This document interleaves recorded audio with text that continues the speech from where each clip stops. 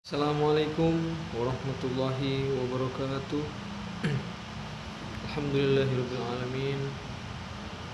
Pertama-tama adalah kita bersyukur kepada Allah Subhanahu wa taala karena dengan iradah dan izinnya lah sehingga kita masih diberikan nikmat kesehatan. Baik adik-adikku yang berada di rumah, perkenalkan nama saya Bapak Hiban Ali, Sarjana Pendidikan.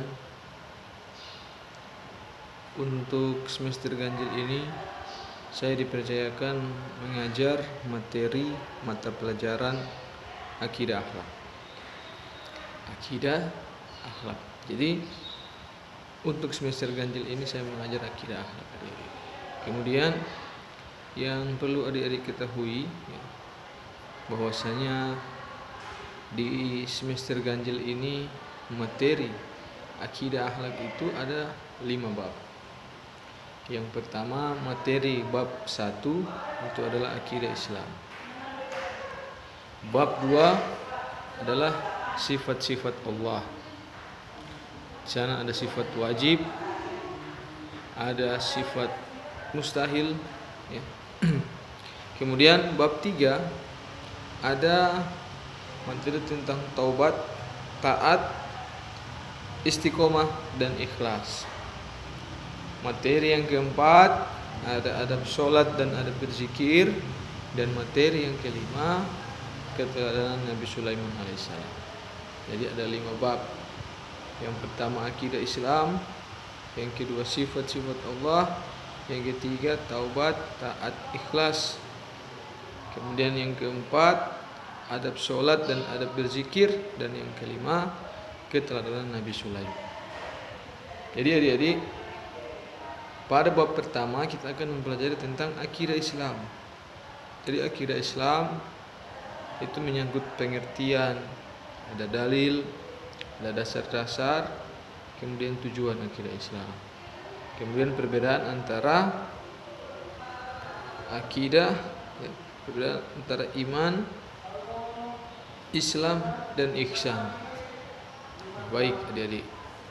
Jadi perbedaan antara iman, Islam dan ihsan. Jadi adik-adik, dalam mengawali materi akidah Islam ini saya punya kisah. Dan kisah ini sangat-sangat istimewa. Ketika terjadi pada masa kerajaan Fir'aun, masa Raja Fir'aun. Kalian tahu kan, pasti Fir'aun itu dia sangat membenci Nabi Musa alaihissalam. Ketika Fir'aun dia memimpin kerajaannya, dia mendengar ada orang yang memberikan laporan bahwa di dalam rumahnya atau di dalam singgasananya itu ada orang yang ikut agamanya Nabi Musa alaihissalam. Perlu kita ketahui Nabi Musa ini agamanya adalah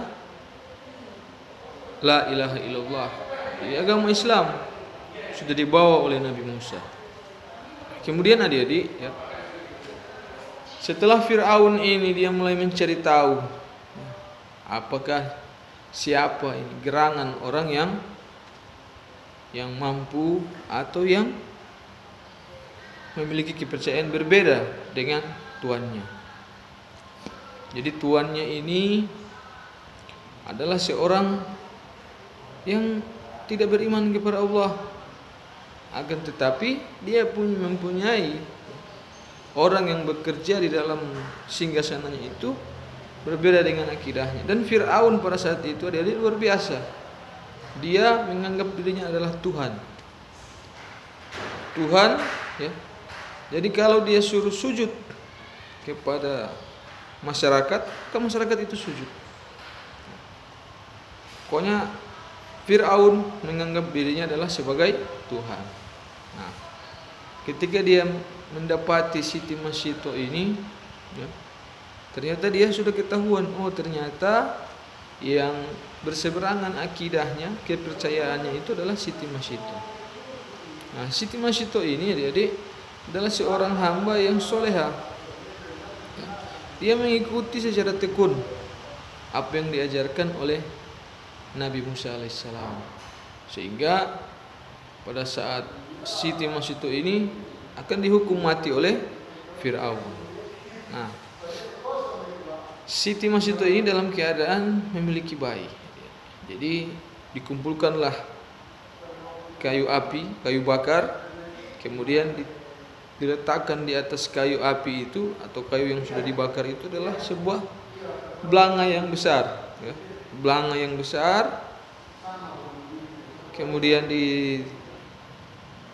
kemudian belanga itu ditaruh air, diisi air belanga itu. Nah, jadi adik-adik, Siti Masito ini karena dia berbeda dengan Fir'aun, maka hukumannya dia akan dicelupkan di dalam air yang sangat mendidih, dia akan dibakar. Nah, seketika adik-adik, Siti Masito ini akan menjalani hukuman, Nah, tiba-tiba anaknya yang digendong ini, dia memiliki anak bayi. Anak ini belum bisa bicara. Kemudian apa yang dia katakan kepada ibunya? Wahai ibu, jangan engkau berpaling daripada kepercayaan kita kepada Allah. Percayalah bahwa Allah akan menolong kita. Maka dengan penyampaian dari anak Siti Masito ini, maka Siti Masito lebih kuat dan tegar. Maka sungguh luar biasa Allah memperlihatkan kenikmatan kepada Siti Masito tatkala ketika Siti Masito akan diceburkan ke dalam air yang begitu panas yang akan membuat tubuhnya ini meleleh, terbakar semuanya.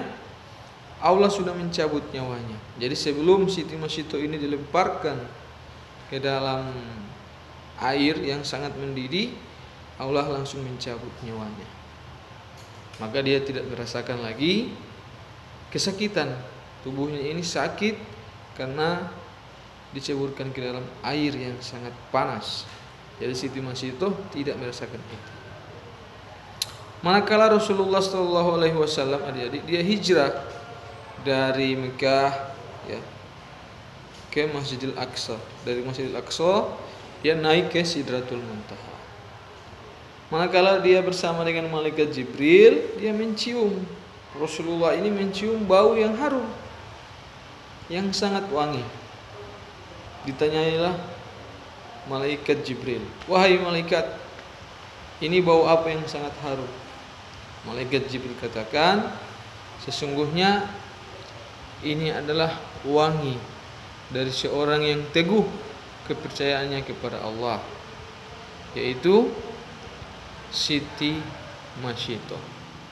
Jadi luar biasa adik-adik. Dari kisah ini, ya, kita bisa ambil bahwasanya kalau kita berpegang teguh terhadap agama yang kita yakini, yang kita percayai, kemudian kita mati, ya, dalam mempertahankan agama Allah, maka insya Allah adik-adik semua akan mendapatkan balasan daripada Allah Subhanahu wa taala. Baik adik-adik, ya, itu adalah sebuah kisah yang insya Allah kisah ini akan menjadi inspirasi bagi setiap adik-adik yang berada di rumah. Nah, sekarang kita masuk kepada pengertian akidah Islam. Sekarang akidah dulu. Akidah adik-adik, akidah ini berasal dari bahasa Arab, ya. Dari bahasa Arab. Aqada yaqidu aqidatan. Aqada yaqidu aqidatan. Artinya adalah sebuah ikatan atau perjanjian. Ikatan atau perjanjian. Adik-adik.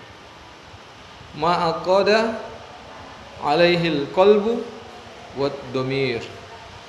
Sesuatu yang terikat kepadanya hati dan hati nurani. Dalam Al-Quran juga disampaikan, ya, kata akidah ini disebutkan dalam Quran surat Al-Maidah ayat 1.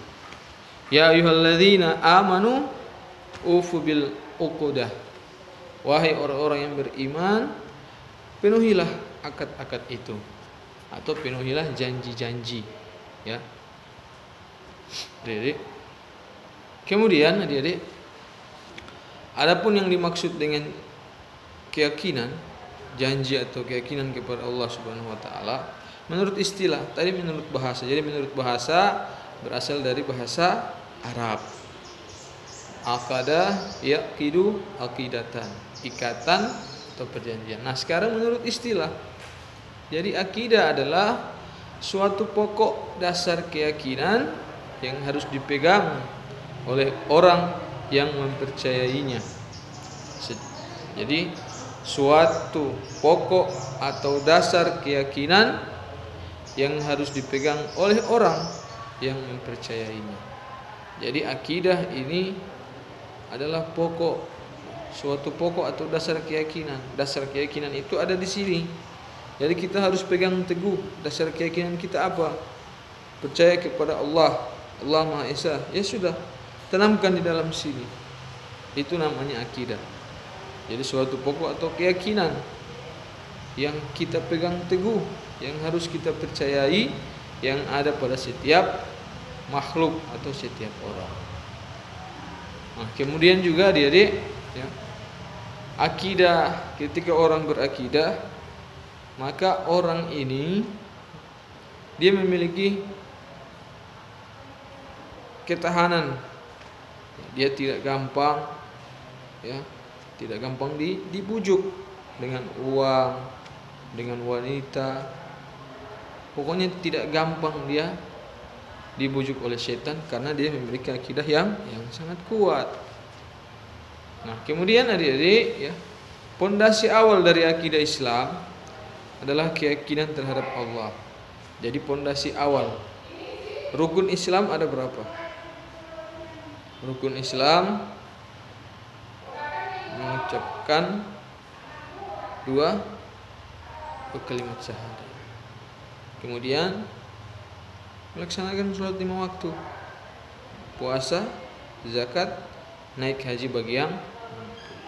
Kalau rukun Islam, rukun iman, adik-adik percaya kepada Allah, percaya kepada malaikat, percaya kepada habis malaikat Rasul Allah, percaya kepada kitab-kitab Allah, percaya kepada qada dan qadar, hari kiamat, dan percaya kepada qada dan qadar.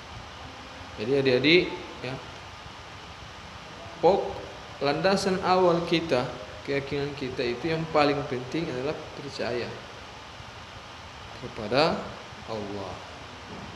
Itu iman. Jadi kita harus percaya kepada Allah. Itu yang pertama. Kunci kita orang Islam supaya kita tidak gampang diombang-ambing oleh agama yang lain, maka kita harus memegang teguh agama Islam itu. Ya, jadi paham ini sampai sini. Kemudian yang terakhir ada dasar-dasar akidah Islam. Nah, akidah Islam ini memiliki 2 dasar. Dasar yang pertama Al-Quran dan yang kedua adalah hadis. Jadi dasar yang pertama Al-Quran, yang kedua adalah hadis. Jadi keyakinan kita ini dilandaskan dari apa yang disampaikan oleh Allah melalui malaikat Jibril, disampaikan kepada Nabi Muhammad menyampaikan kepada kita semua yang dibukukan namanya Al-Quran. Nah, kalau kita mau beriman, dasarnya apa? Lihat di dalam Al-Quran bagaimana perjalanan orang-orang yang beriman. Kemudian ditetapkanlah agama Allah ini dan kita harus percaya kepada Allah. Kemudian yang kedua, landasan yang kedua adalah hadis, ya. Manakala ketika Rasulullah didatangi oleh seorang pemuda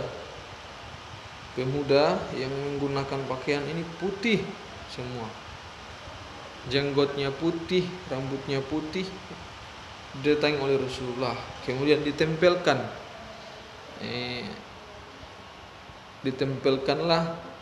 sampai menempel antara paha Rasulullah dan paha pemuda itu. Jadi ditempelkan seperti ini, ya. Kemudian dia bertanya kepada Rasulullah, ya Rasulullah, ajarkan aku tentang iman. Rasulullah ajarkan kepada. Jadi landasan-landasan ini kita harus memiliki akidah yang kuat.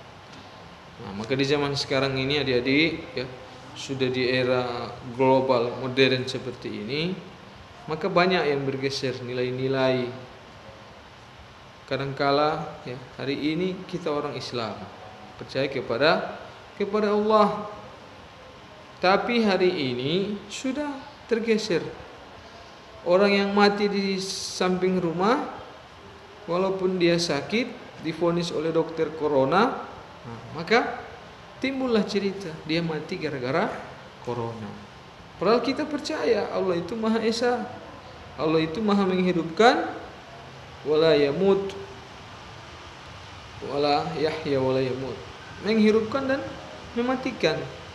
Jadi yang mematikan bukan corona, sebab dia mati adalah penyakit, tapi yang mengambil nyawanya itu adalah Allah. Maka keyakinan kita kepada Allah ini harus betul-betul ditegakkan ya. Yang memberikan kita hidup Allah.